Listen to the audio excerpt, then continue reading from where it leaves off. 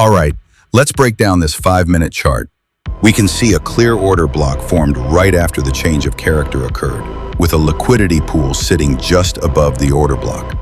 In this case, I would expect the price to sweep the liquidity and then react from the order block, confirming a bullish trend continuation.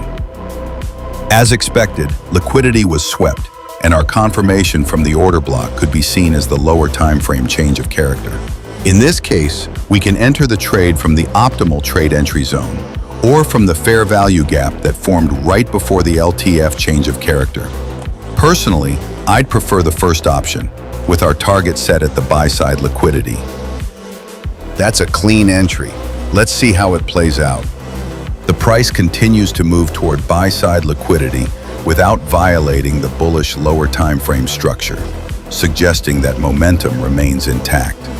Follow for more breakdowns.